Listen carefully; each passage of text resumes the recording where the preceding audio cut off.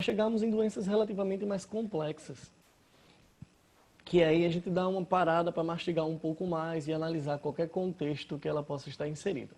Dentro dessa lógica, nós vamos começar falando aqui de uma doençazinha bem simples, tá bom? Bem simples, praticamente erradicada da realidade epidemiológica do nosso país, quiçá do mundo, que é a difteria, que a gente no popular também chama de croup.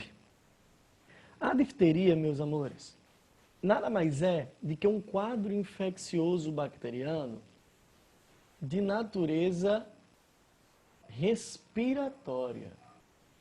De natureza respiratória. No entanto, ela vai apresentar alguns quadros de complicação que envolvem dificuldades neurocardíacas. Foi isso que fez, durante muito tempo, a difteria ser vista como uma doença extremamente letal, principalmente em grupos de riscos muito padrão, como crianças e idosos. Quem é que causa a difteria? Quem é o causador da nossa croup? Uma bactéria chamada de Corynebacterium diphtheriae. Corynebacterium diphtheriae. Essa bactéria, ela se aloja no trato respiratório superior, mas apresenta uma grandíssima capacidade de reprodução. A sua virulência é uma virulência relativamente baixa, porém com complicações severas, independente da agressividade. Quando a gente começa a discutir lesões cardíacas e neurológicas, isso deixa de ser algo realmente muito simples e passa a ser algo preocupante, certo? Nesse aspecto, como é que a gente pega a difteria? A difteria, assim como qualquer doença respiratória, ela tem o seu quadro de contágio linkado. A contato direto com perdigotos respiratórios ou secreções respiratórias de indivíduos doentes. Assim como a gente discute na gripe, na tuberculose, no coronavírus, na Covid-19, nas doenças respiratórias de um modo geral. Visto isso, muito cuidado ao se debater doenças respiratórias. As doenças respiratórias, elas trazem um abarco conceitual, melhor, um abarco contextual que o Enem adora, que é deixar de discutir a doença propriamente dita, com seus detalhes dentro daqueles 5 pilares: quem causa, como pega, quais sintomas, como trata e como previne, para ser inserida em uma condição de contexto social. Lembrem-se, a prova do Enem é, em via de regra, uma prova social. Ela apresenta sempre contextos e abordagens de vida cotidiana. E aí é muito comum o texto de apoio ou os enunciados mencionarem situações específicas e te perguntar em quais circunstâncias, melhor, em quais doenças melhor são percebidas nesse quadro contextual. Por exemplo, caiu outra vez uma situação climática ecológica envolvendo disseminação de mosquitos a partir do avanço urbano ao ambiente florestal em períodos chuvosos. E aí ele te perguntava, bem a grosso modo, só que contextos mais rebuscados, quais possíveis doenças que ele relacionava lá nas alternativas eram mais provavelmente encontradas naquela população, dado o cenário que foi refletido. Então a gente teria que pensar o seguinte: invadir ambiente florestal, qual é a coisa que tem que vir na minha cabeça?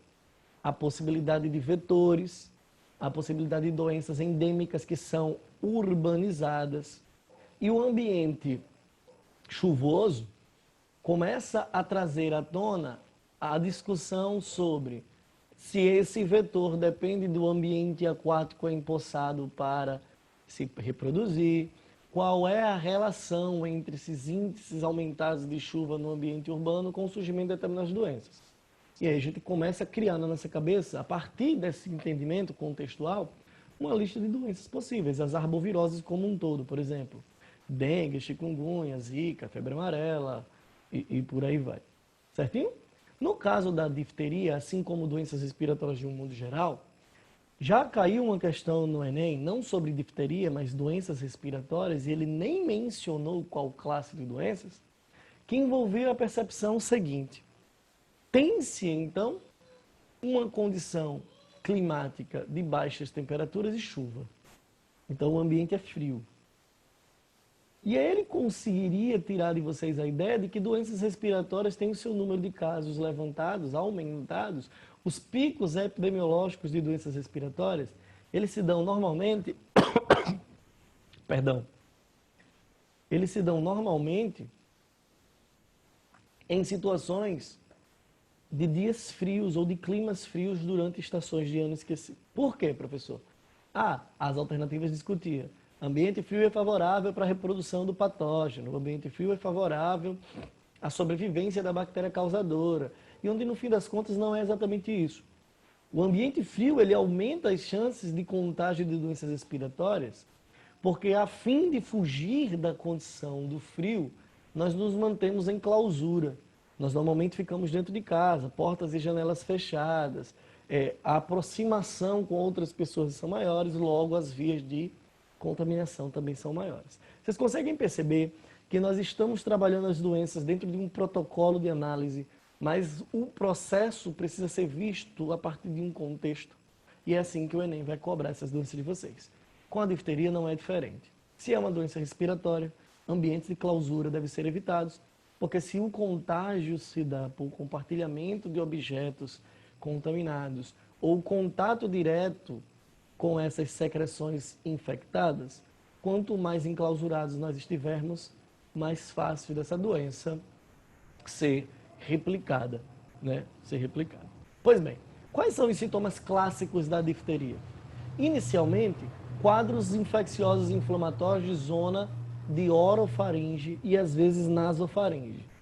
Então eu tenho 2 pontos de infecção muito típicos da difteria e de qualquer infecção bacteriana de garganta, que são as tonsilas, que a gente chamava no popular de amígdalas, né? Só que a gente hoje tem uma revisão nomenclatural e amígdalas são no cérebro. Tudo bem? Eu tenho uma zona cortical chamada de amígdalas e elas estão associadas ao sistema límbico também, que é a percepção de sentimentos e sensações. Essas coisas que nós temos na garganta, que nós chamamos de amígdalas até ontem, são chamadas hoje de tonsilas, que são órgãos imunológicos. Por ser órgãos imunológicos, são elas que incham, inflamam durante o processo de infecção na região do aparato respiratório digestórios superiores. Certo? Pois bem, esse é o grande quadro.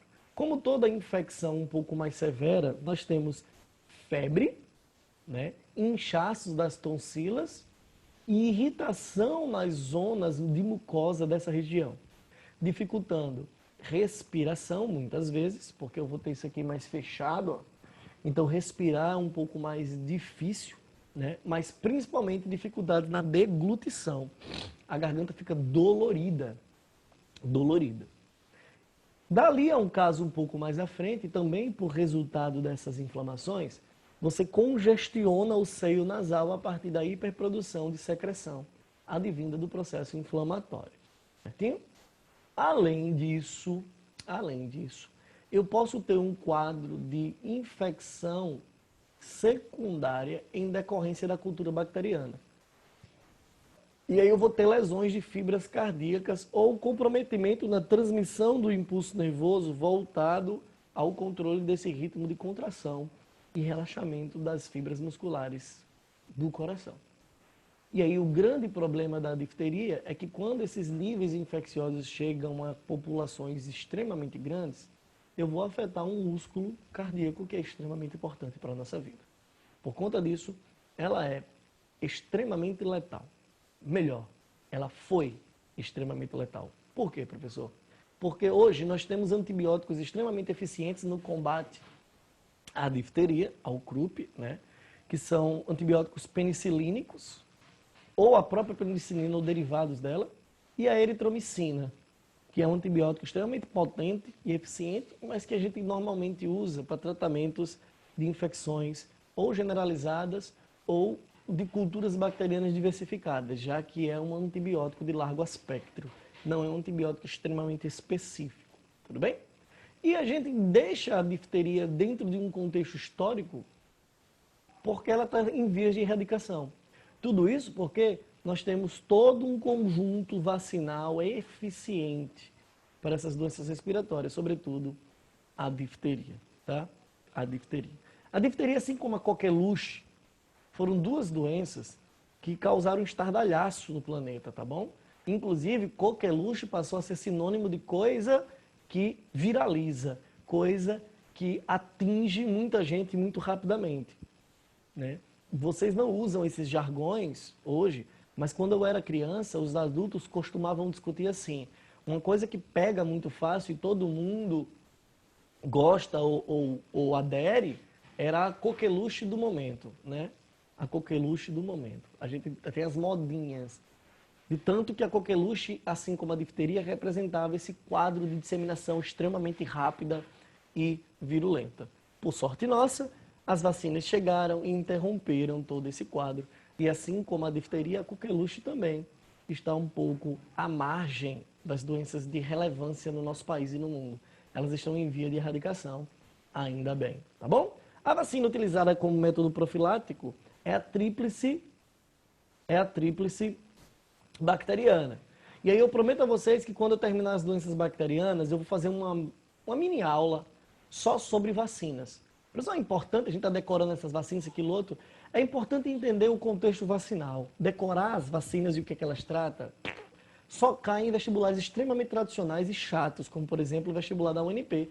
E é danado para a gente anular essas questões, porque elas vêm mal elaboradas. Mas de todo modo vale a pena.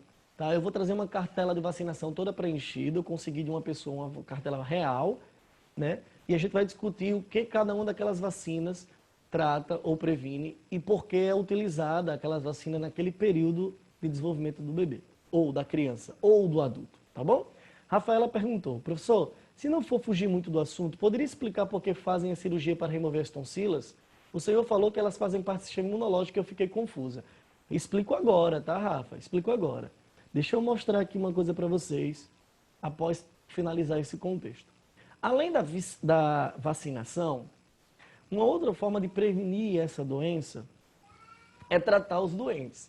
Porque a gente já consegue perceber que 98,5% dos casos de contágio para esse tipo de doença é uma interação direta de doente sadio. Então, tratar o doente é uma via de prevenção de disseminação. Rafa, olha para cá, para essa foto. Essas tonsilas estão infeccionadas, certo? Essas tonsilas estão infeccionadas. Um dos sintomas típicos da difteria, assim como a maioria das infecções de garganta, é essa vermelhidão típica do fundo da orofaringe, início da nasofaringe aqui em cima, tá? Pontos avermelhados de inflamação. Lembra dos sintomas da inflamação? Dor, calor, edema e rubor, né? Dor por conta das compressões de terminações nervosas, somada a efeitos da inflamação, que a gente chama de hiperalgesia. Como assim, professor, hiperalgesia? A hiperalgesia é uma situação sinalizada pelo sistema imunológico que faz com que vocês percebam muito mais facilmente a dor. Então, um estímulo discreto causa mais dor do que deveria causar. Além disso, o inchaço, que é o edema, o segundo sintoma, comprime as terminações nervosas. Se você soma a compressão de terminação nervosa mais a hiperalgesia, você tem uma condição de dor mais evidente. Tá? Edema, vermelhidão, que é o rubor, porque aumenta a vascularização local, e calor. As regiões inflamadas normalmente aumentam a sua temperatura. E uma das coisas que acontece em decorrência dessa inflamação, dessa resposta imunológica aqui na garganta, é a morte de células bacterianas e células naturalmente afetadas pela infecção, gerando a formação de grânulos branco-amarelados, chamados de cásias. Essas cásias são formações massinhas, né, mal cheirosas, que decorrem do acúmulo de células mortas e pus, que são essas manchas esbranquiçadas, esses grânulos que vocês conseguem ver na garganta, quando sua garganta está em processo infeccioso severo ou simples. Por que remove-se as tonsilas, Rafaela? Por dois motivos. Primeiro, eu não tenho aqui uma foto de uma tonsila sadia. Deixa eu ver se eu pego aqui para você, para te mostrar. Tonsilas. Deixa eu pegar aqui uma imagem.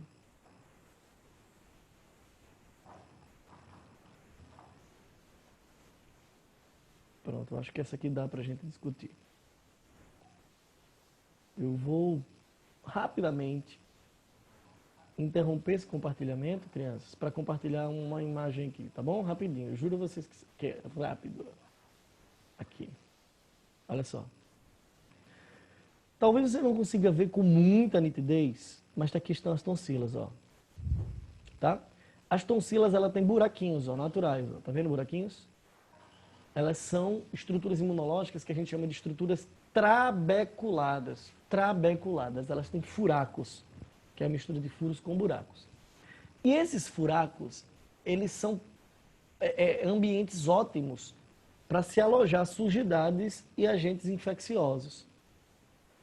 O que acontece nesse sentido? Quando a tonsila, quanto o órgão imunológico começa a trabalhar em outras situações que não necessariamente infecções nela, ela inflama a si com muita intensidade, em decorrência do depósito de antígenos nessas trabéculas, entende? Sendo assim, deixa eu voltar com os slides agora. Sendo assim, quando a tonsila tem um número muito grande de trabéculas e as pessoas começam a ter infecções de repetição, ou, e é o segundo caso, os quadros infecciosos naquela pessoa geram quadros inflamatórios muito severos, então o cara tem infecções de repetição com muita frequência, e sempre que tem, são sempre quadros muito graves, e aí é uma situação associada ao princípio da individualidade biológica, é uma resposta individual. Em mim pode ser desse jeito, mas em você não. Quando essas coisas são muito repetidas e é muito grave, aconselha-se a remoção. Para quê? Para diminuir os episódios de infecção trabecular, né? As infecções na própria tonsila. Professor, mas ela é um órgão do sistema imunológico, você falou aí. Por que remover? Isso não vai gerar comprometimento? Rafa, é uma perda, mas é uma perda que não causa dano. As tonsilas são pares de órgãos imunológicos, mas é um dentre muitos.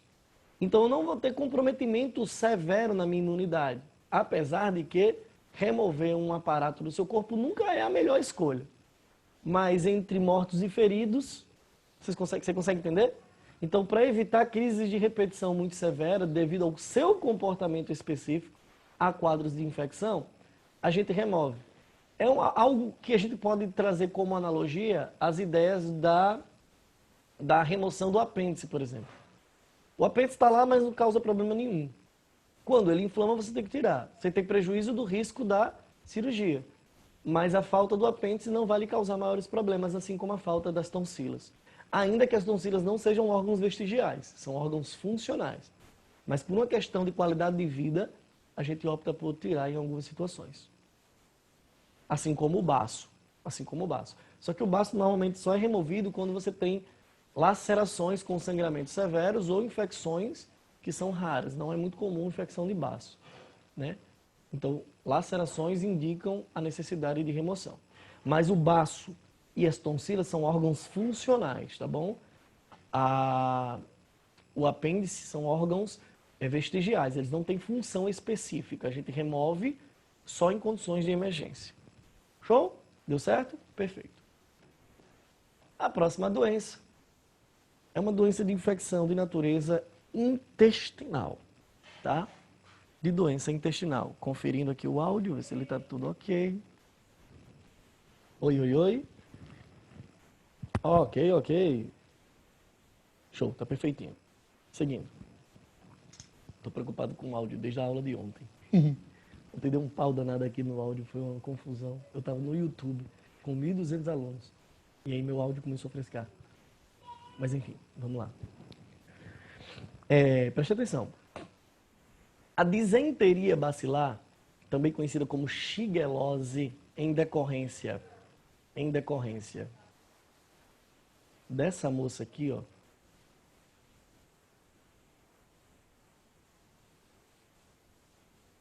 que é a bactéria chamada de Shigella, do gênero Shigella. Vou pegar uma linha melhorzinha aqui pra gente aqui, ó. Shigella. Por isso a doença também é chamada de shigelose. Ela está associada a infecções gastrointestinais, sobretudo intestinais, advindas do consumo de água e alimentos contaminados com a bactéria, que normalmente são distribuídas a outro ambiente em decorrência da má destinação disso aqui, ó, das fezes. Então nós estamos falando aqui de um problema sanitário propriamente dito, né? Eu estou com sérias dificuldades em destinar o meu esgoto, tratar esse esgoto ou tratar a minha água. E antes de a gente discutir isso, é legal que a gente saiba o que danado é uma disenteria. O que danado é uma disenteria. Do ponto de vista conceitual, filhos, disenteria é um distúrbio, ó, um distúrbio no funcionamento do êntero. O que danado é êntero? É intestino. Então não me importa a causa. Não me importa a causa.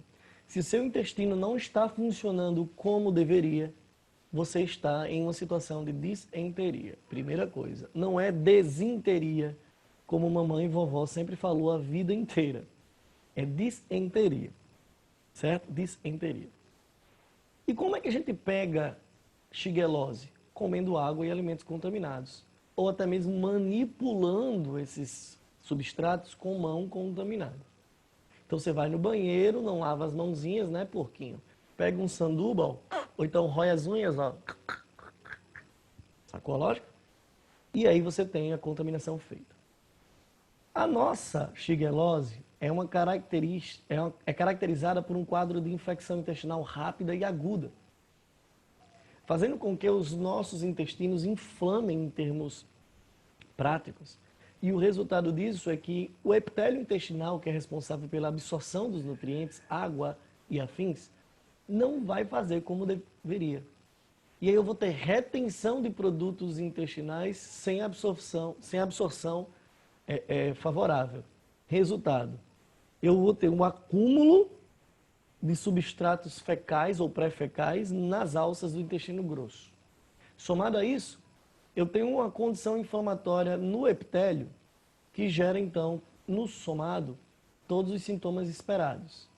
Dada a inflamação, ó, dores abdominais, dado o problema de não absorção de nutriente, quadros diarreicos, e quando eu somo as duas coisas em casos mais sérios, as fezes elas são aquosas e sanguinolentas, porque a minha inflamação é tão severa que começa a lesionar vasos capilares do meu intestino, derramando sangue no tubo intestinal e você defeca com sangue, tá bom? Náuseas e vômitos não são raros. Náuseas e vômitos não são raros, são bem comuns nessas situações. E por vezes eu posso ter até perfuração intestinal, levando a um quadro de sepse, que a gente chama de infecção generalizada. Mas isso aí é de fato uma complicação muito grande, numa carga parasitária muito intensa e uma negligência maior ainda, porque dá para tratar isso com certa facilidade, tá bom? Então a gente vai lá naquelas festinhas, nos shows da vida, quando termina a festa, a gente mete a mão no bolso, puxa aqueles últimos R$ 5 que sobraram, porque você tomou todo de cachaça lá dentro, e vai comer aquele dogão lá na frente da festa, não é assim? E é aquele dogão, a carne tá verde, né? O doidinho tá manipulando lá, tá pegando dinheiro. Ele comprou luvas para manipular e botou touquinha, mas a touca tá só aqui, o cabelo tá todo assim, ó, para fora da touca. E a mão dele tá com uma luva e a outra não. E eu nunca entendi por que isso. Façam essa experiência. Quando vocês já tiverem segurança de sair do isolamento social daqui a alguns meses, quando você for naquele dogão da sua esquina, preste atenção como o cara manipula o seu dogão. Ele compra as luvas aos pares, mas só bota uma. Tá? Só bota uma. E ele mete a mão nua naquele pão E sabe o que é mais esquisito? Talvez vocês tenham percebido isso. Ó, imagina que isso aqui é um pão de cachorro-quente, ó. Pão de cachorro-quente, tá? Ó, pão de cachorro-quente é cortado pela metade. Aí, às vezes ele faz assim, ó, para abrir o pão, para botar a coisa dentro. E às vezes ele não consegue porque o pão não foi cortado direito. Ele pega o dedão assim, ó, com a unha cheia de sujidades e bota assim, ó. Aí arreganha o pão como todo, assim, ó. Uma beleza, né? Uma situação de higiene tendendo a zero. E aí você come esse alimento. E aí, dali a poucos minutos, você já começa a perceber um suor frio, cólicas intestinais muito agudas, né? Aquele arrepio na espinha e você só fica rezando para chegar em casa logo e resolver esse problema. E aí a vida é uma vidazinha de rei, né? Você está no troninho, aí você vai para a cama, é só deitar na cama que você tem que voltar para o troninho de novo. Pessoal, como é que eu trato isso? Normalmente, com repositor. Normalmente, com repositor de hidratação e de eletrólitos, porque você perdeu muita água e sais pelo intestino, a partir das fezes aquosas e diarreicas, tá bom? E a gente começa fazendo isso com o soro caseiro, que se, obviamente, o caso for muito grave e exigir internação por desidratação, isso vai ser feito por via endovenosa, tá bem? E a administração de alguns antibióticos em casos um pouco mais graves. Eu preciso deixar claro uma coisa que eu não ia falar, mas por desencargo de consciência, tá? Não confunda a grande obra do mestre Picasso com o grande Picasso do mestre de obras. Diarreia e disenteria não são sinônimos, ok? Diarreia é um sintoma possível de um quadro disentérico. Você pode perfeitamente ter um quadro de disenteria sem ter diarreia. Do mesmo modo que você pode ter um quadro disentérico com diarreia sendo o seu sintoma fundamental. Mas é legal que vocês saibam que todo quadro diarreico, ele necessariamente advém de um mau funcionamento do intestino. Então toda diarreia advém de uma disenteria, mas nem toda disenteria leva a um quadro de diarreia. Sua mãe, seu pai, seu avô, possivelmente, até mesmo você em decorrência disso, eu sei porque eu passo por isso, associa a disenteria como sendo sinônimo de diarreia. Você tem uma dor de barrigazinha, vai lá no banheiro e sua mãe, que foi, meu filho, quer um chazinho? Você está com disenteria, né? E não é legal a gente ter, quanto cientista, né, quanto estudantes, essa compreensão. Disenteria é uma coisa, diarreia é outra, tá bom? A diarreia é um possível sintoma de um quadro disentérico. E sendo assim, como é que eu previno essa bagaça toda? Eu vou prevenir a disenteria bacilar, a shigellose, a partir de estratégias associadas à higiene pessoal e coletiva. Tudo bem? Envolvendo educação sanitária e saneamento básico. Principalmente aos indivíduos que têm contato com água e alimentos tratados com essa água, e essa água não tem um devido tratamento. Vocês recebem água tratada em casa, encanada, bonitinho, passivo inclusive de potabilidade, de tomar. E por vezes vocês ainda têm acesso ao consumo de água mineral ou água mineralizada, né, que é uma água não mineral, não naturalmente mineral, que é tratada em estação de tratamento, e eu tenho adição de minerais importantes, tá bom? Mas tem pessoas que vivem no roçado que tomam água de poço, tá bem? Ou de rios, ou diretamente de açudes, sem passar por tratamento em estações. Então essa água precisa ser tratada ou fervida. É legal que se pega essa água, ferva essa água antes do consumo, faz uma solução de uma colherzinha de sopa de hipoclorito de sódio a cada litro d'água, né? Uma colherzinha de sopa não, uma colherzinha de chá de água sanitária, que é hipoclorito de sódio por litro d'água, deixa aquilo lá decantando por uns 15, 20 minutinhos, pós-fervura, e aí você leva isso para a geladeira, caso vocês queiram tomar geladinho, para poder fazer consumo e ter total certeza que essa água está devidamente tratada, tá bom?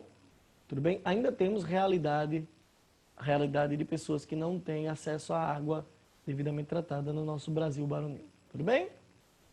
Limpar a nossa bagunça e seguir com o nosso discurso. Eu botei essas imagenzinhas só para o slide ficar bonitinho, tá bom? porque eu não ia colocar, obviamente, cocôres e pessoas fazendo cocôzes. É feio, eca. Tá? Segundo ponto, aliás, terceira doença da nossa sequência aqui, ó. A salmonelose, também chamada de febre tifoide. Salmonelose ou febre tifoide. A salmonelose é causada por bactérias do gênero Salmonella, em especial essa moça aqui, ó, a Salmonella typhi. A febre tifoide, também conhecida pelos mais antigos como tifo, é também uma doença que deriva de um quadro gastroentérico, tá bom? É uma bactéria advinda em termos de contágio, de condições sanitárias semelhantes às infecções intestinais comuns. Isso aqui também é uma infecção intestinal, tá bom? É uma infecção intestinal. Que em decorrência disso gera quadros disentéricos, levando então problemas diarreicos, náuseas e vômitos. Mas por que a febre tifoide ela chega a ser a mais grave de que a infecção intestinal anteriormente discutida? Porque ela consegue gerar quadros de comprometimento neurocardíaco, de novo. O que eu tenho aqui é uma bactéria que irá produzir toxinas que irão dificultar o controle neurocontrátil do meu coração, gerando, além de uma hipovolemia em decorrência da diarreia, um quadro de bradicardia. O que é isso, professor? O coração começa a contrair mais lentamente. Em casos não tão raros, é bem comum inclusive, eu tenho fragilidade capilar, que resulta normalmente em hemorragias nasais em decorrência dessa toxicidade, tá bom? E efeitos típicos do somatório desses sintomas fundamentais, tá?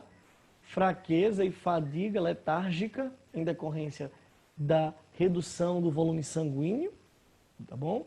Dor de cabeça, que normalmente advém do quadro inflamatório, as cefaleias, mas também em decorrência da desidratação. E a febre, que é típica de quadros infecciosos. E como é que a gente trata essa parada? E aí não tem o que fazer, né? Aí antibióticos específicos para esse tratamento. Antibióticos bem específicos para esse quadro, tá bom? A gente vai prevenir, obviamente, mantendo as situações de educação sanitária e saneamento básico, então higiene pessoal e coletiva, tratar água e alimentos, higienizar, ter procedência desses alimentos, dessa água, tudo bem? E, obviamente, ter cuidado com as condições sanitárias de água e esgoto. Show de bola? Pum. Passa. Limpar desenhos.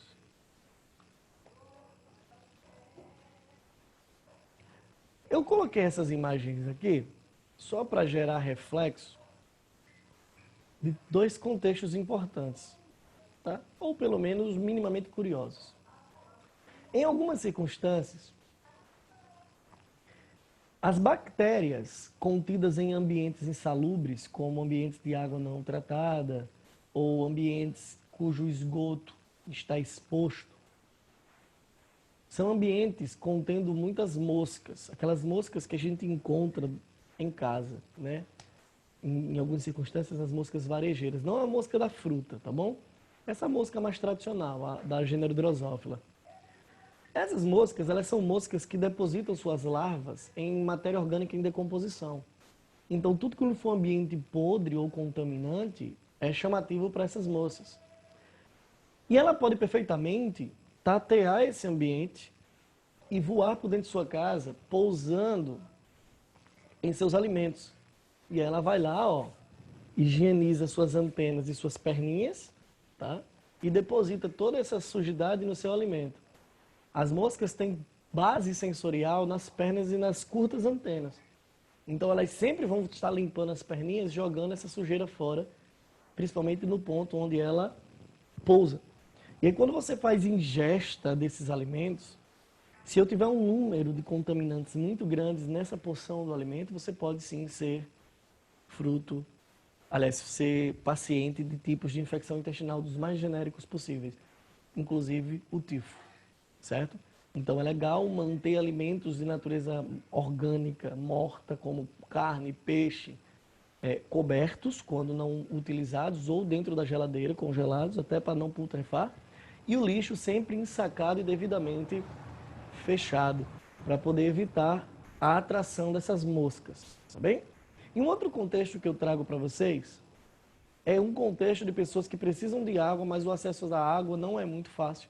E quando são águas não tão muito indicadas.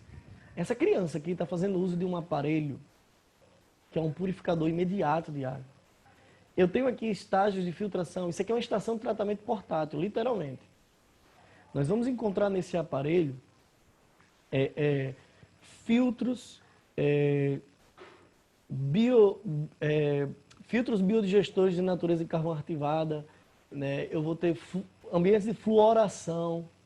Então essa água ela é toda tratada nesse curto tubo, fazendo com que uma água que não é tão boa chegue potável na outra extremidade do canudo.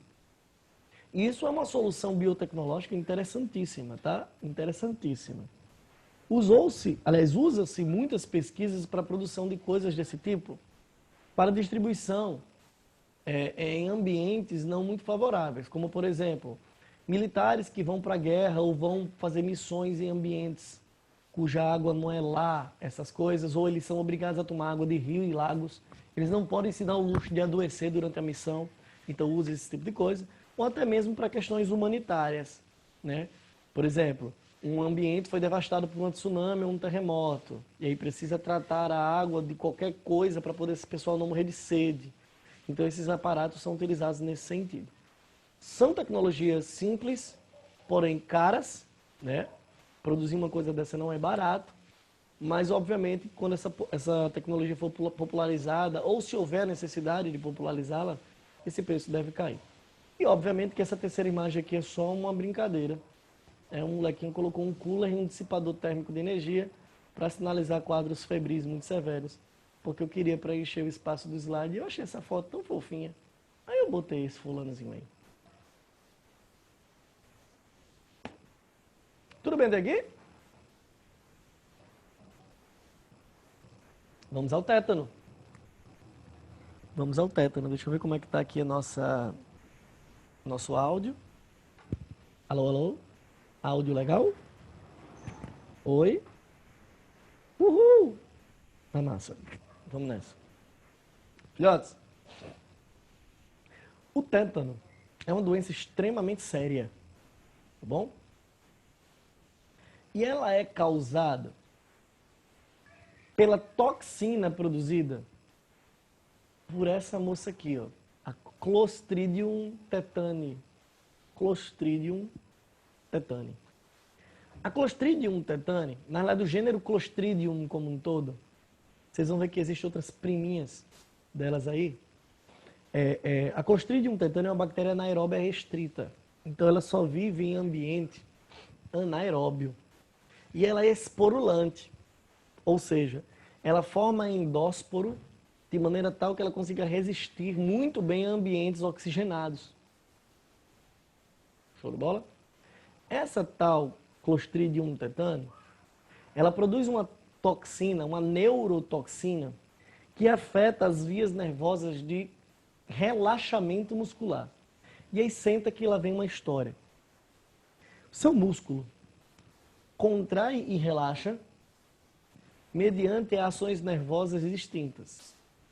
As vias motoras emitem dois sinais neurológicos com neuromediadores diferentes. Um para contrair e outro para relaxar. Há uma ordem contrátil, há uma ordem de relaxamento. Ainda que o processo de contração e relaxamento é um ciclo único, e eu tenho dois sinais químicos para isso acontecer. A Clostridium tetani produz uma toxina que a gente chama de toxina tetânica, que quando em quantidades suficientemente altas, impede o relaxamento dos músculos. E o músculo contrai e não relaxa, entrando em tetania muscular. O fenômeno de tetania muscular é uma contração forte sem relaxamento posterior. Sacaram? Não por um acaso, essa doença é chamada de tétano, porque o principal sintoma dela é a tetania muscular. Eu não sei se vocês conhecem um programa de extensão da UFRN chamado de Trilhas Potiguares.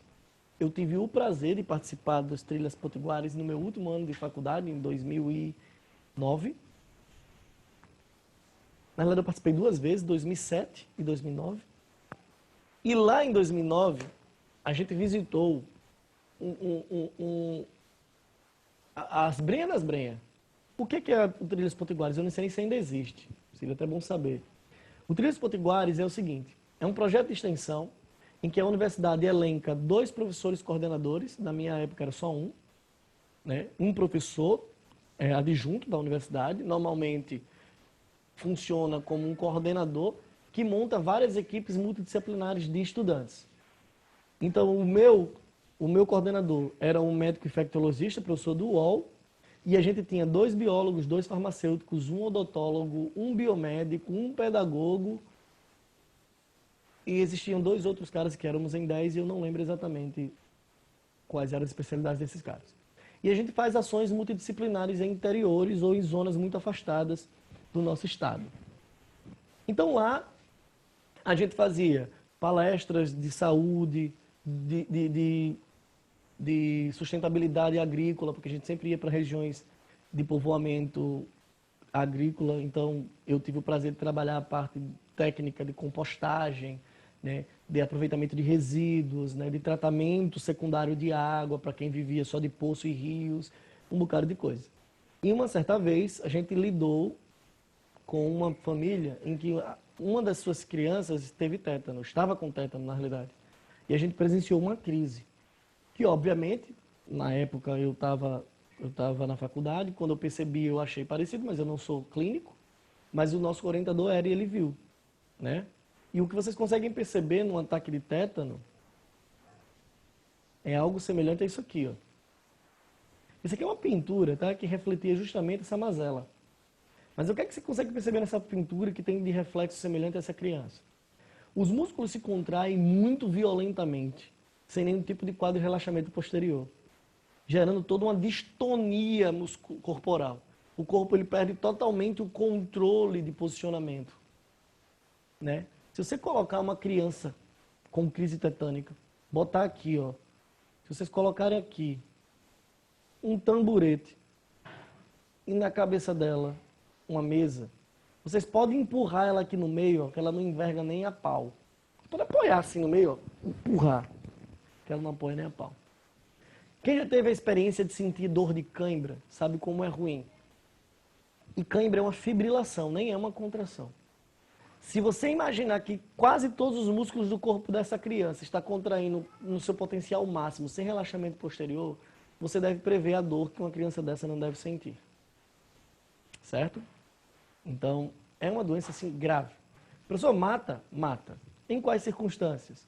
Quando o efeito contrátil e de relaxamento muscular, quando a condição de tetania atinge músculos vitais, como músculos diafragmáticos, que tem a ver com a respiração, e até mesmo as vias de contração cardíaca. Tá bem? E aí, nesse sentido, é preciso ter um pouco de cuidado em situações de favorecimento à contaminação. Como é que a gente contamina? Os principais casos de contaminação para tétano têm a ver com acidentes com objetos perfuro-cortantes enferrujados. E por que enferrujados? Por uma situação bem simples. Deixa eu tentar expor isso para vocês com um desenho bem leso. Imagine, crianças, que essa seta que eu estou desenhando agora é um prego. Certo? A ponta da seta, deixa eu botar numa cor mais forte para vocês enxergarem bem. Vou pegar o vermelho aqui. E vou aumentar um pouquinho a espessura da minha seta. Imagine que essa seta é um prego. A ponta da seta, obviamente, é a ponta do prego. Aqui, ó, aqui, se enferrujado, o que aconteceu foi o quê? O que é que aconteceu em uma situação de ferrugem? Aconteceu uma oxidação. Ou seja, eu tinha ferro que entrou em contato com o oxigênio, certo? Eu tinha ferro, vamos pensar aqui no ferro. E eu entrei em contato com o oxigênio, e o que vai formar aqui é um óxido férrico ou ferroso. Vocês concordam comigo que essa substância química aqui, ela resulta do consumo desse oxigênio? Logo, o microambiente, ele torna-se anaeróbio.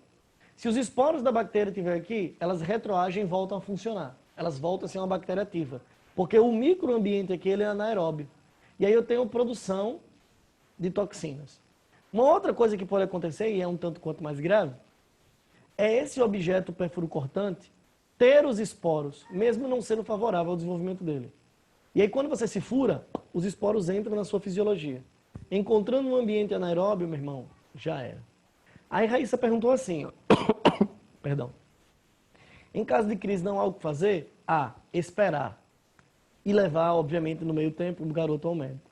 Porque essas crises de contração, elas são espasmáticas, elas não são contínuas. Elas acontecem e cessam. Acontecem e cessam. Quando elas cessam, com o passar do tempo, eu vou reciclando os neurotransmissores e os músculos vão relaxando de pouco em pouco. É bem verdade que esse tempo você vai aumentando o número de quantidade de toxina a ponto desses espasmos ficar cada vez mais curtos, muito próximos. E aí é um problema. Mas teve crise, corre para o hospital e aí lá no hospital a gente vai tratar. E como é que a gente trata? Nós aplicamos o soro antitetânico, que é uma solução de anticorpos que vão neutralizar a toxina. E por uma questão de tratamento mesmo, a gente aplica alguns antibióticos para garantir que a bactéria que possivelmente possa estar lá dentro do corpo do ser seja devidamente tratado, mas normalmente não é necessário. E reforçamos o quadro profilático mais comum e eficiente, que é a vacina antitetânica, que corresponde a uma das doenças tratadas pela tríplice bacteriana. Outra coisa que vale a pena ser mencionada aqui é que acidentes com animais peçonhentos de natureza agulhiva, né? O povo chama assim, agulhiva, como por exemplo escorpiões e aranhas, eles também são acidentes favoráveis à entrega desses caras. Porque o aparato bucal das aranhas, melhor, o aparato bucal de cobras, por exemplo, e as zonas de aguilhão e das quelíceras de aranha, de escorpião e aranha, respectivamente, são ambientes muito propensos a acumular bactérias.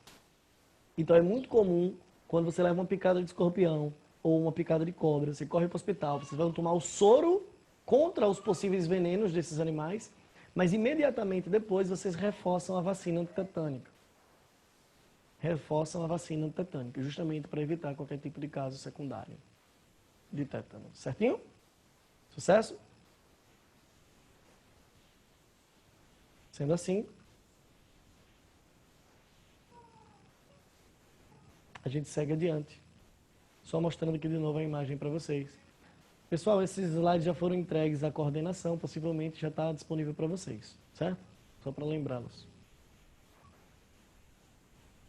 Tudo bem? Tétano, tranquilos? Alguma dúvida? Fala comigo, bebê. Alguma dúvida?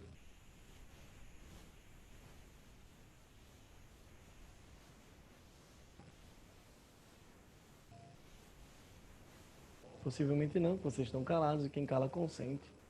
Então vamos seguir o barco. E aí a gente entra na boa e velha tuberculose. Deixa eu ver se o áudio tá ok. Áudio, áudio. Alô, alô. O áudio tá bom? Alô, alô. Tá bom. Vamos continuar. A tuberculose, crianças,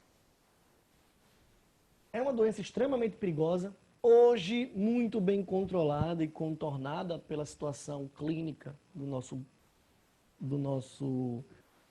nossa situação de mundo, né? Nós conhecemos muitos antibióticos e temos muitas vacinas.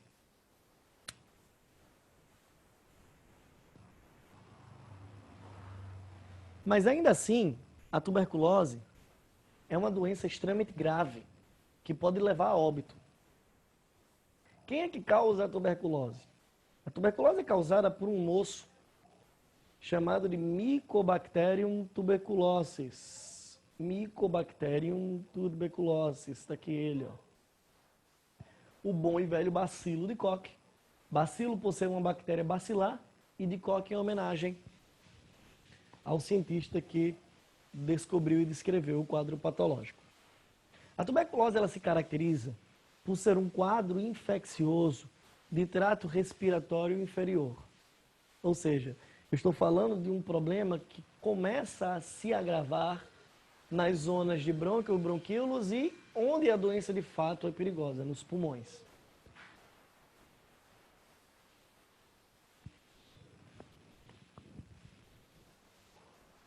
Por que a tuberculose é chamada de tuberculose? Porque no quadro infeccioso pulmonar, a bactéria se aloja no parênquima pulmonar, gerando quadros infecciosos inflamatórios, que são contidos em bolhas, vamos dizer assim, em abscessos, por conta do sistema imunológico.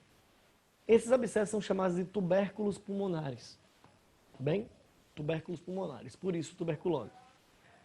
E vale a pena mencionar, ainda que não descrever, a ideia de que existe uma tuberculose que não é pulmonar. Existe uma tuberculose linfática, que acontece nos linfonodos. Inclusive, recentemente, quando eu digo recentemente, há alguns meses, noticiou-se na televisão que uma daquelas meninas, Simone Simari, eu não sei qual das duas foi, teve uma tuberculose linfática, que é extremamente grave também, mas também tranquila de ser tratada. Tanto é que, durante um tempo, quem cumpriu a agenda dos shows dela foi uma das duas. É que eu não sei quem é Simone, quem é Simária, e não faço ideia de quem foi que ficou doente. De todo modo, uma delas continuou cantando enquanto a outra estava em tratamento. Em caso grave, porém, foi facilmente contornado, porque, obviamente, é uma doença que nós conhecemos muito bem, nós temos vias de tratamento e elas têm dinheiro, né? Então, elas puderam ter um tratamento específico e eficiente. Como é que se pega a tuberculose?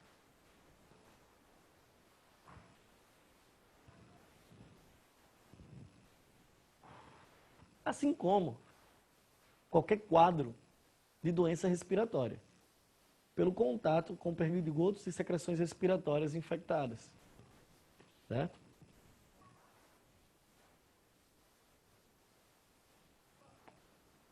Nesse sentido, o que vale mencionarmos aqui como extra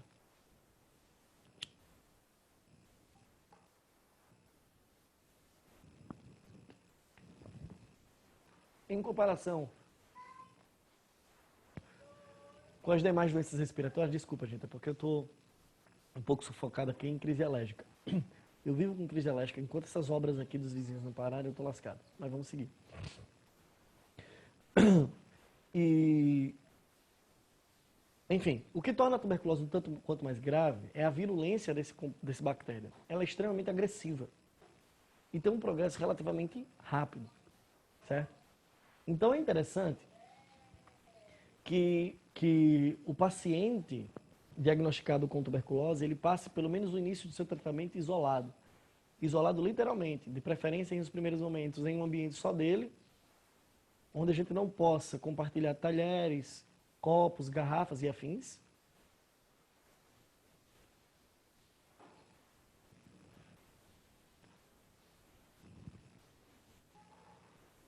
E somado a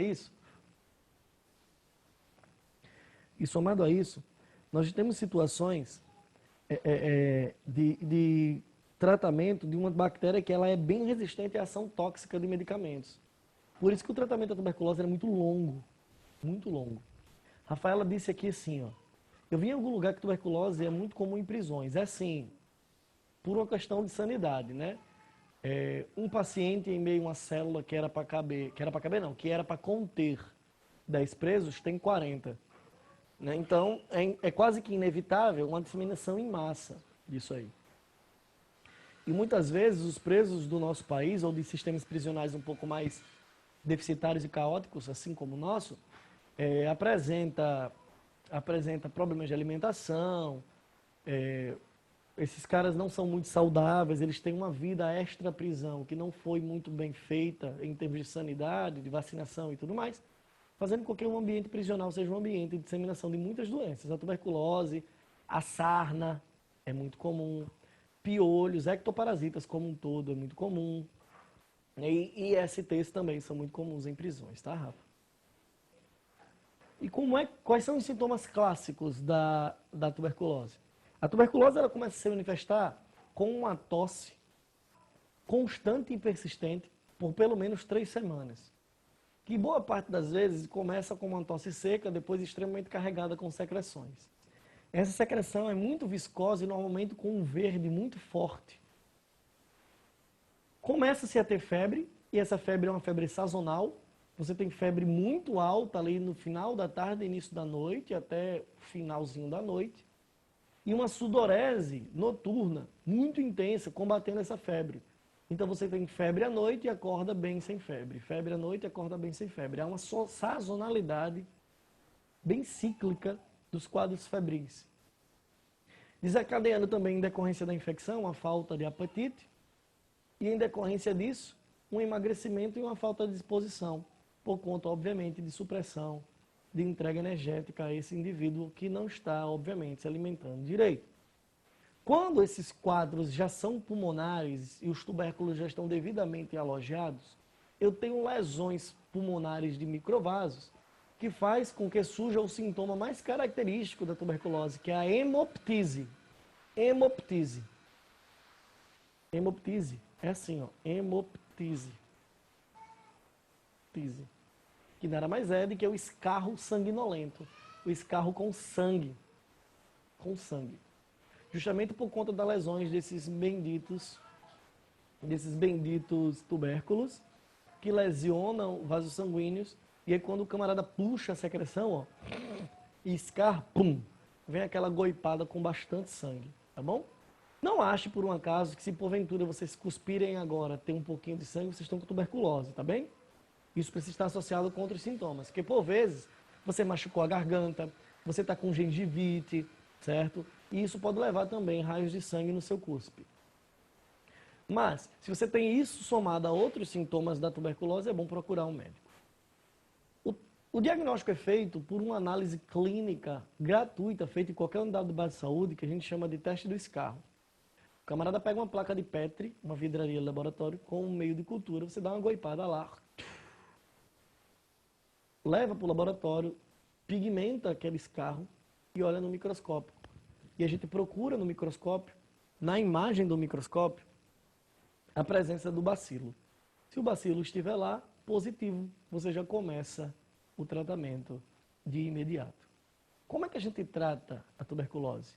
Com um conjunto de antibióticos relativamente fortes, e esse tratamento ele vai ser de 4 a, preste atenção, de 4 a 18 meses em média. De 4 a 18 meses, que é 1 ano e meio. Depende muito dos sinais de degradação dos seus pulmões, do quadro da carga parasitária infecciosa, certo? Então, esse tratamento, ele é longo para que dê tempo total de você controlar a infecção e se livrar dela. Se o diagnóstico for feito de forma muito precoce, obviamente o tratamento ele é mais curto e a eficiência do tratamento também. Quando a coisa é mais demorada a ser diagnosticada, eu posso ter um tratamento mais longo e, por vezes, sequelas, né? Como comprometimento respiratório e tudo mais. O que eu tenho de boa notícia é que o tuberculoso, quando ele inicia seu tratamento e ele está ali nos seus 15 primeiros dias de tratamento, ele vai começar a ficar sem sintomas. E o que é o grande perigo dessa coisa é que as pessoas tendem, após a ausência dos sintomas, a abandonar o tratamento. E aí todos aqueles efeitos dos antibióticos que a gente discutiu na aula passada, ele começa a cessar, permitindo com que essa bactéria volte, ó, aí é um problema. Hoje, os principais quadros de morte por tuberculose ou é associado a grupos de risco, ou é pacientes que abandonaram o tratamento achando que estavam curados, certo? Tudo bem? Então não é para abandonar o tratamento. Após esses 15 dias de tratamento feitos de forma muito corretinha, o camarada ele não é mais infeccioso. Ele ainda é tisgo, ele ainda tem tuberculose, tá? Mas ele não é mais infeccioso. Então ele pode ser inserido ao ambiente social sem riscos à sociedade. Aconselha-se que ele mantenha por mais um mês os seus isolamentos de artefatos pessoais, né? Há copos d'água, garrafinha, talheres e tudo mais. Mas por uma questão de biossegurança, tecnicamente, o efeito bacteriostático já não permite que esse paciente seja infeccioso. Então ele pode voltar a trabalhar, ele pode voltar a assistir aula, tudo bem, sem maiores problemas. Isso, obviamente, se ele não tiver mais sintomático. Porque se ele tiver sintomático, ele vai estar débil, ele vai estar debilitado e não vai conseguir exercer suas funções, porque realmente a tuberculose prostra mesmo o cidadão. Tá? E como é que a gente previne, professor? Primeiramente, tratando doentes e isolando eles.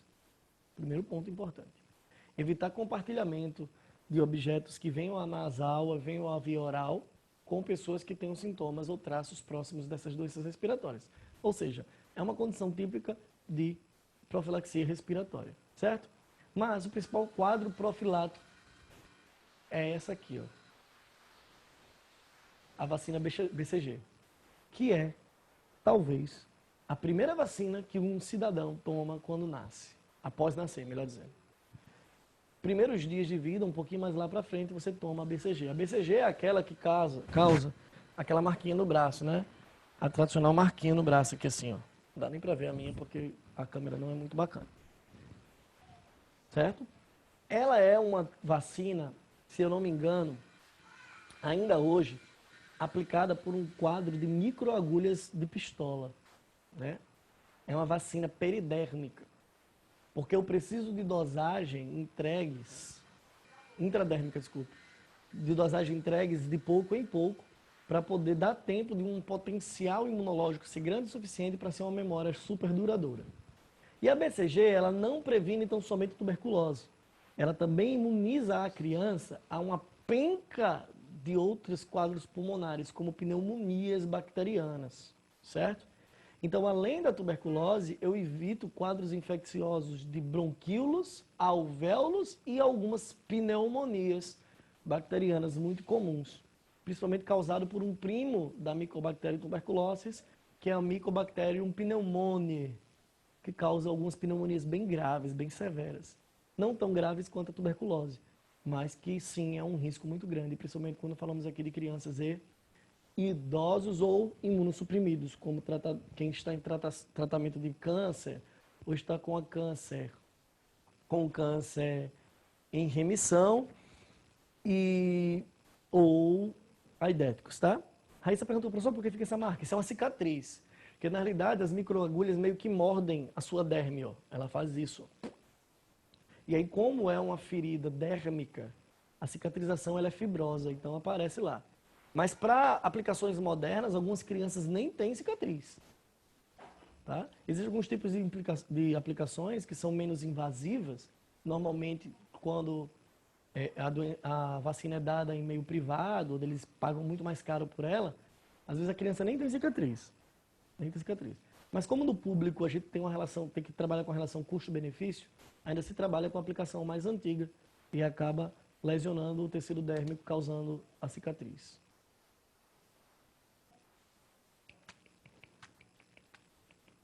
Alguma dúvida até aqui, filhotes? E aí fica aqui uma máxima importante. Epa, isso aqui não é a seta. Deixa eu botar a seta. Opa.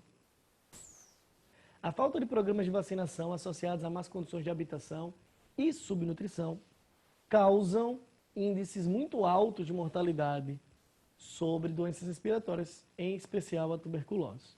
Certinho? Em especial a tuberculose.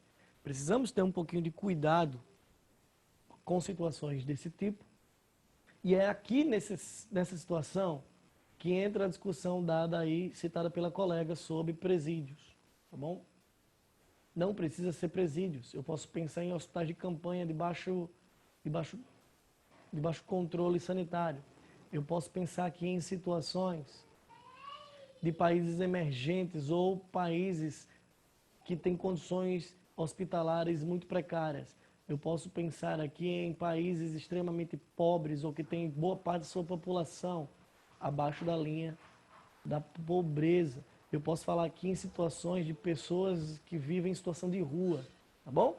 Então, todas essas doenças são doenças que a gente chama de doenças negligenciadas. Negligenciadas. Por vezes pelo paciente, por vezes pelo poder público. Certinho? Então, isso é um ponto importante a ser trabalhado. Alguma dúvida até aqui? Eis aqui um paciente em estado muito avançado de tuberculose. Perceba aqui, ó, uma magreza extrema, tá bom? Dificuldades para respirar, porque eu já tenho lesões no parênquima pulmonar. Então esse cara precisa de suporte respiratório. Em algumas circunstâncias ele vai ser colocado em coma induzido e entubado, tá bom? Mas eu preciso de um aporte respiratório. Isso aqui, crianças, é um pulmão de um tísigo, de uma pessoa com tuberculose. E aí eu tenho uma porrada de tubérculos aqui, ó. Vários tubérculos lesionados. Certo? Então é uma doença extremamente traiçoeira. Tá bom? Muito traiçoeira.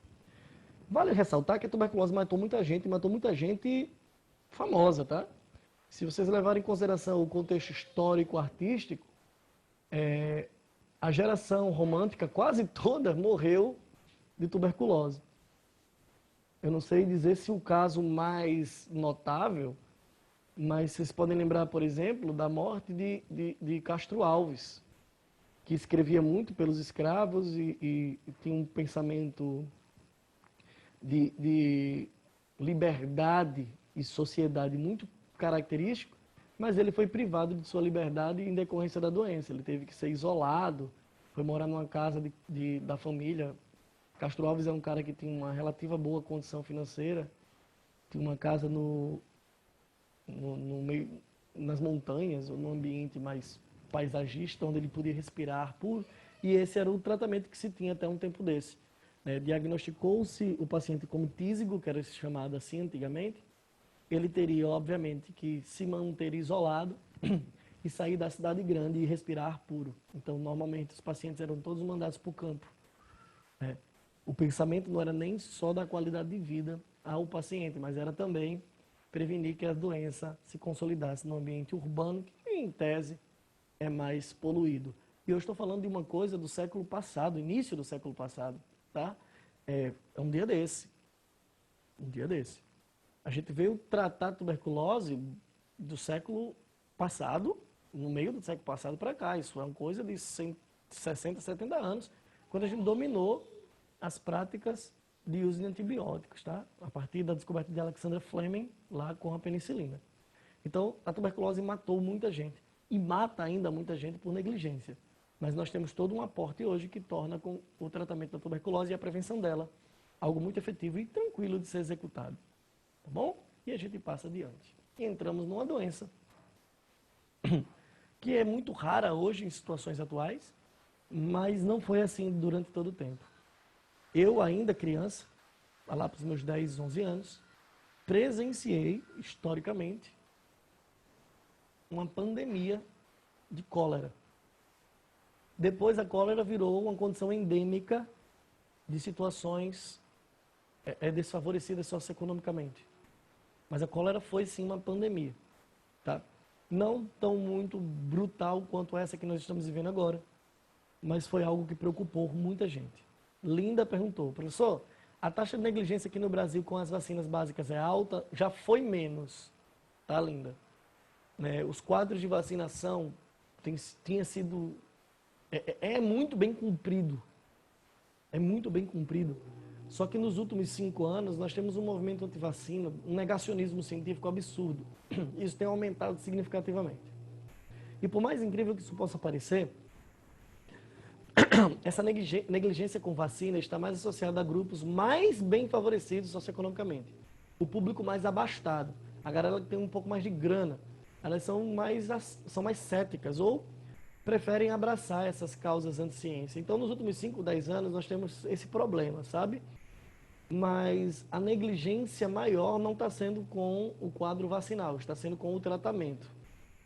Então os caras se tratam ali um mês, não tem mais sintoma e abandonam o tratamento e a merda está feita. Infelizmente. Mas sim, nós estamos tendo alguns problemas com vacinas hoje. Nos últimos 10 anos, os índices de vacinação têm caído, sobretudo nos últimos 5 anos. É um problema. Isso tem sido um problema mesmo. Você basta ver os noticiários aí, a volta do sarampo, a volta de não sei qual doença, né? Por conta desse negacionismo científico que está imperando no nosso país, na realidade no mundo. Mas o nosso país, infelizmente, tem sido muito bom nessa competência. Porque é algo que deveria ser básico, exatamente. E por conta desse assistencialismo básico, Linda, é que o pessoal mais pobre normalmente aceita, né? O público mais pobre, ele costuma aceitar um pouco mais aquilo que a ciência diz, porque quando fere a vida, eles são um pouquinho mais, entre aspas, medrosos. Então, é comum você ver filas e filas de recém-nascidos tratados pelo SUS recebendo as vacinas muito legal, né? Mas quando chega para a galera ali da classe média, média alta, a galera começa a ficar meio leso, acha que sabe muito e começa a negar. Mas assim, o problema todo não é a falta de vacina nem de campanha. O nosso sistema de vacinação, aos trancos e barrancos, tem funcionado muito bem. O problema é o negacionismo mesmo. É o público que nega. São poucas as regiões do país em que a vacina não chega. Então a gente pode ir dos índios às populações ribeirinhas que vivem nos confins do norte do país, até o mais longínquo sertão do Nordeste. Sempre tem como chegar lá e vacinar a galera. Então é um serviço muito bem assistido.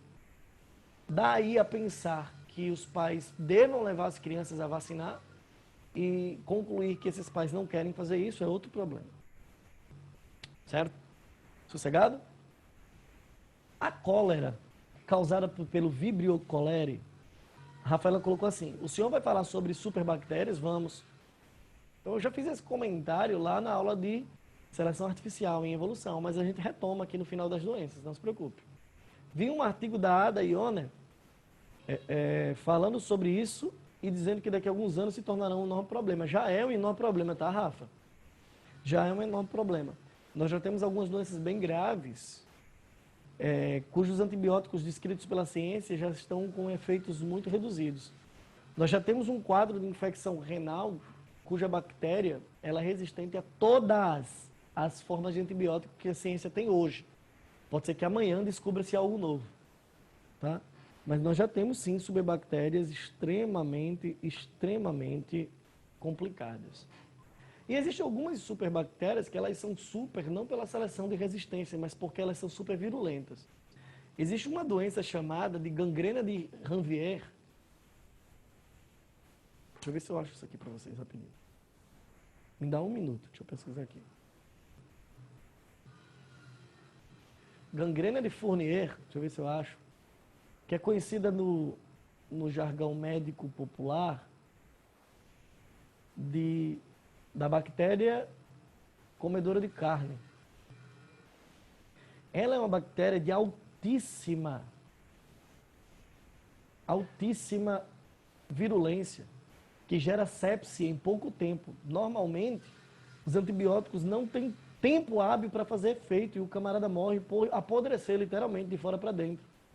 Deixa eu tentar mostrar aqui uns quadros para vocês. Gente, se tiver criança no seu entorno, ou alguém que estejam comendo, por gentileza, não exponham isso, tá bom? Não deixa ninguém assistir a sua aula, porque é uma imagem um pouco mais forte.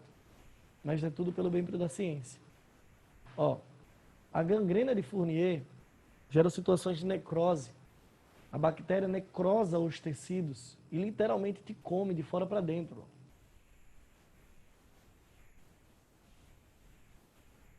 É uma síndrome raríssima que normalmente se inicia em zonas perigenitais ou na zona de reto.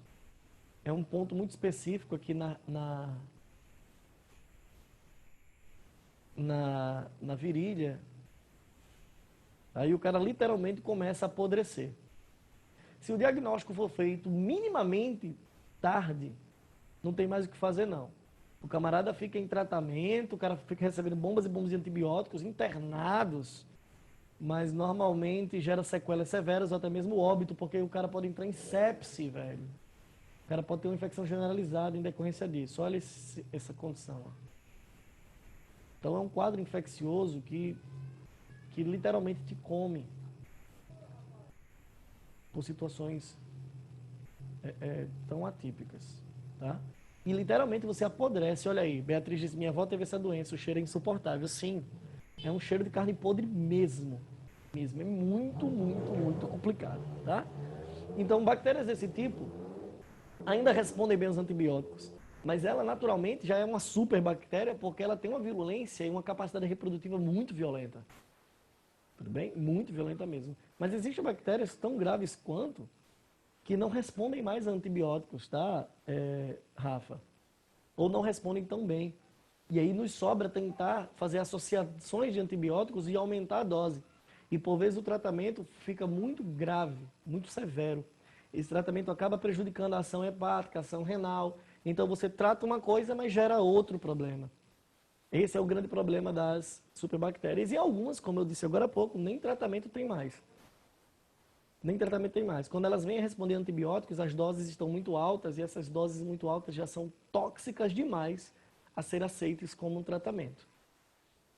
Mas essa gangrena é menos transmissível. Na realidade, tecnicamente, Rafa, ela não é transmissível. Não é transmissível, tá? É muito complicado esperar uma transmissibilidade humano-humano.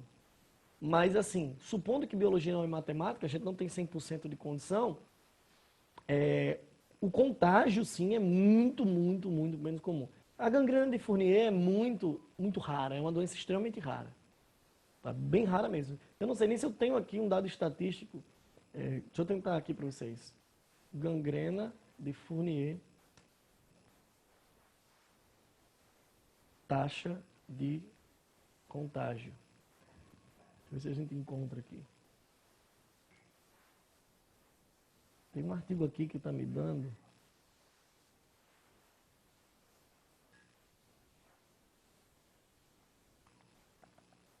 Não, aqui é uma amostragem de onde ocorre, na maior parte da situação.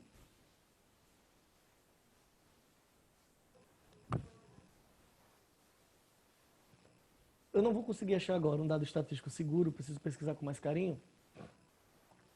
Mas não é uma doença comum, é uma doença bem rara, tá bom? Bem rara. Ocorrência, deixa eu ver aqui. Prognóstico.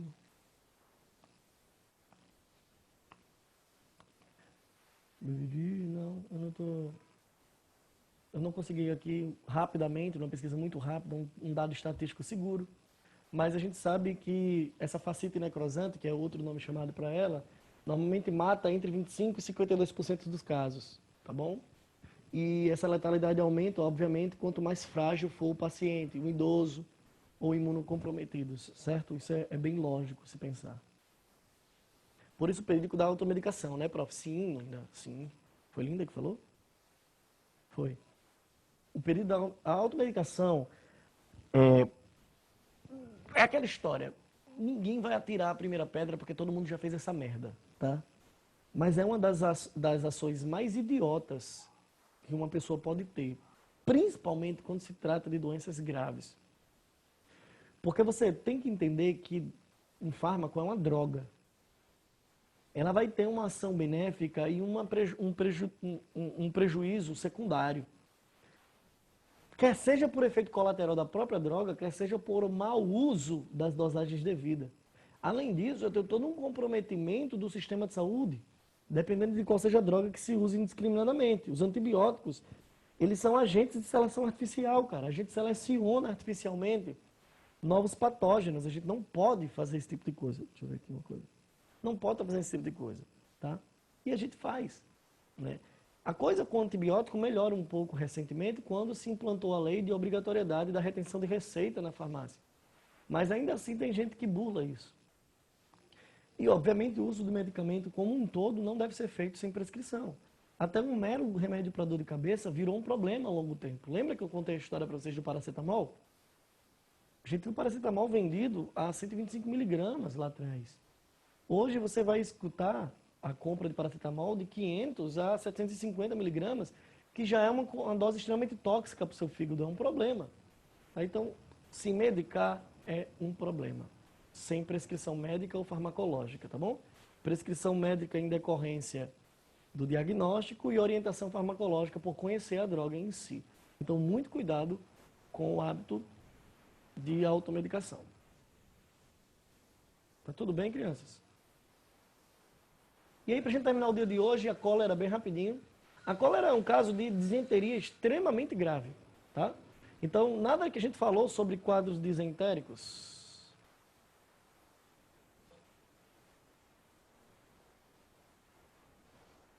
De quadros disentéricos é extremamente básico quando comparado a uma cólera. A cólera é um quadro disentérico que evolui muito rapidamente.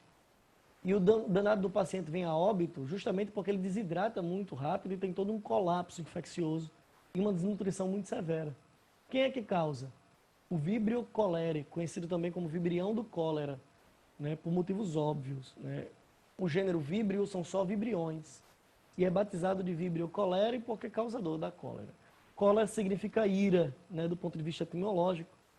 E chama-se, então, o vibrião colérico porque a doença ela é muito aguda, ela evolui muito rápido. E ela é adquirida, obviamente, pelo contato com água e alimentos contaminados com o vibrião. O que vai acontecer aqui, crianças, é que esse quadro infeccioso gastroentérico levará a um comprometimento do trato gastroentérico que resulta em diarreias muito profusas e contínuas, náuseas e vômitos contínuos, levando a uma situação de desidratação desidratação e desnutrição extremamente severa. Se não controlado, esse cara em 15 dias vai a óbito, às vezes até antes, se for uma criança, por exemplo. Como é que a gente trata isso? Interna, soro para reidratar e repor eletrólitos, equilíbrio da flora intestinal e antibióticos pesados para tratar essa bactéria. Não é hoje um problema. Tá? Nós não temos um risco muito grande sobre uma epidemia de cólera aqui no Brasil. Mas já foi. Ali por volta de 1994 até meados de 98, nós tivemos muitos problemas sérios de cólera no Brasil. Mas muitos, não foram poucos não. Hoje não. Hoje já tem uma situação sanitária mais bem controlada. Não é o ideal e está longe disso. Mas nós já temos fossas sépticas devidamente controladas, os ambientes urbanos já favorecem um pouco a prevenção do cólera, certo?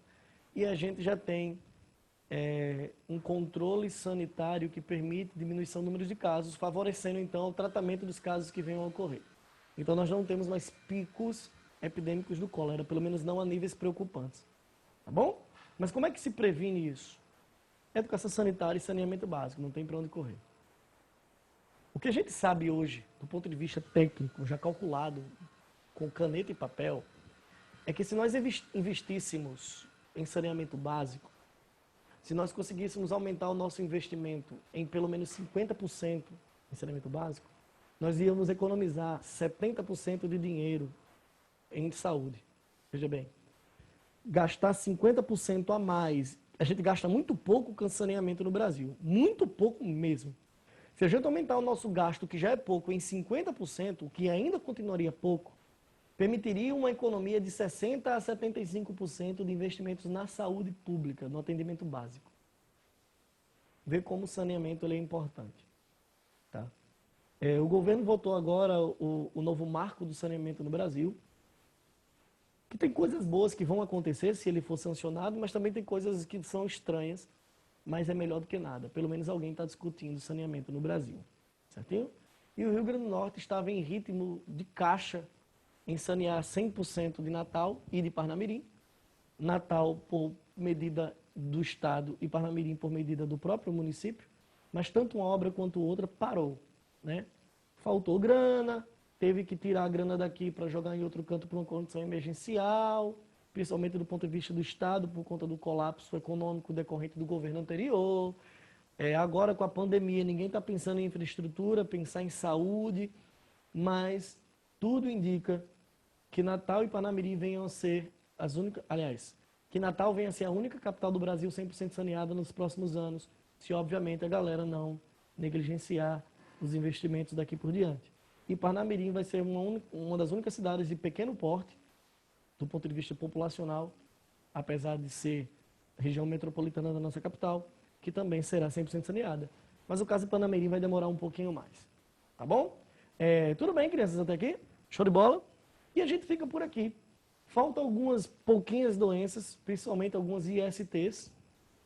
E aí, no fim de tudo isso, eu discuto um pouco, tento aqui pesquisar alguns casos reais de superbactérias para a gente bater um papo e encerrar bactérias e entrarmos em protozoários para trabalhar alguns outros conjuntos de doença e finalizar o quadro de microbiologia parasitária. Deixa eu fazer uma pergunta a vocês. A lista de vírus, eu já entreguei a vocês? A lista de exercício de vírus? Eu acho que não, né? Eu já fiz ela, mas eu não me lembro se eu mandei para o pessoal. Dá um feedback aí. Vocês receberam alguma lista de exercícios minha, de vírus? Pronto, não. Então eu faço isso hoje. Daí eu confirmo se entreguei esse slide e já mando a lista de vírus e já posso preparar a lista de bactéria também. Tá bom? Eu mando tudo isso para a coordenação hoje e vocês recebem nos próximos dias. Fechado? Depois a gente fica por aqui. Tá bem? Um grande beijo a todos e muitíssimo obrigado pela aula. Vocês são muito legais. Vocês participam, é feliz quando os alunos participam.